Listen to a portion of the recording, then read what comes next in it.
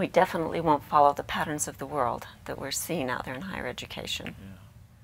We'll try to give the return or the savings that we make from online and from other areas of efficiency on campus back to those who are paying for education, rather than always using it as a mode to expand and to look at other things we can do. So we'll try to give a little bit of that idea, let's give back and make it affordable, versus let's always versus that idea of looking for greater resources, more people, that type of thing. I think we're seeing it already, and we try to maximize our resources here on campus and everything we do. Not only with the physical, but I think with the human resource as well. As we look at the students a little differently, as we look at all that we do, how do we maximize the fiscal, the physical, and the human side of all those beautiful resources we've been blessed with? You know, there's a very interesting thing about affordability in your comment about students.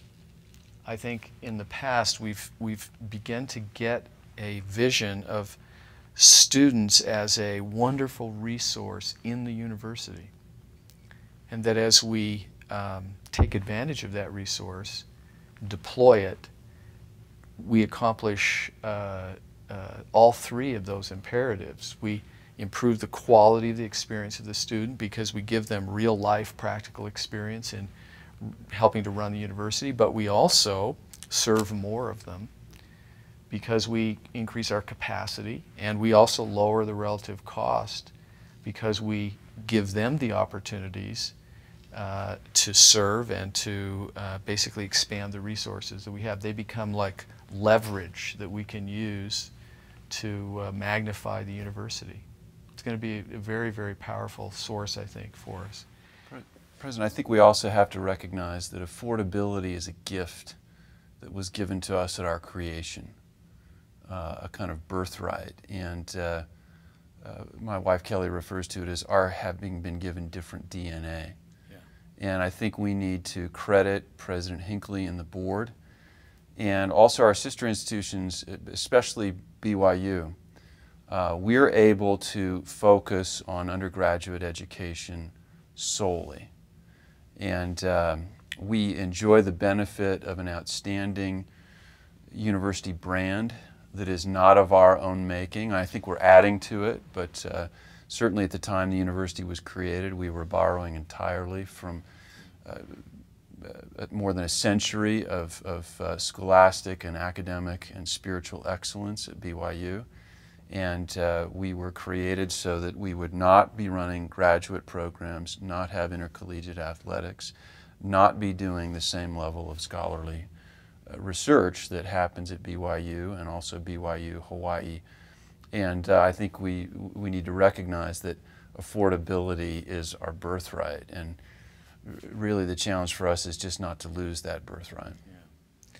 And I think, you know, Kevin mentioned earlier that there is this this spirit of frugality that has been woven into the fabric of the university for years and years. And I think if we capitalize on that birthright and build that culture, it'll be a great blessing. I think it'll also be a fulfillment of President Irene's prophecy too about our students going forth. So they not only do we teach that, but they feel that in some of the things that we do. We help them through advising, to move through efficiently and that type of thing. And then it comes back to fulfill that part of the prophecy about frugality and students going forward and being able to teach and lead others. As they go out without having as much debt as many students do throughout the world, it gives them a head start. In whatever career and area they choose to go into, they're ahead of the game because they're not loaded down with debt as much as most are. You know, I think we recognize in these comments that the education of a student at BYU-Idaho occurs at many levels. And one of the things that we have come to feel very strongly, I think, is that the university itself is an educational experience for the student. It's not just what happens in our classroom, it's not just what happens outside the classroom as they talk to each other, but the way they interact with us, how we treat them, the processes we create, the opportunities for service and leadership that they experience, and the culture that they live in, the example we set for how we work, all is educating them. It's what President Eyring emphasized in that Steady Upward course talk, that they will know how to innovate with limited resources because they've lived in an environment where we do that every day. They'll know how to be leaders because they've been led. They'll know how to teach because they've been taught, and they've learned and gained experience in teaching. They'll know how to learn because they've learned.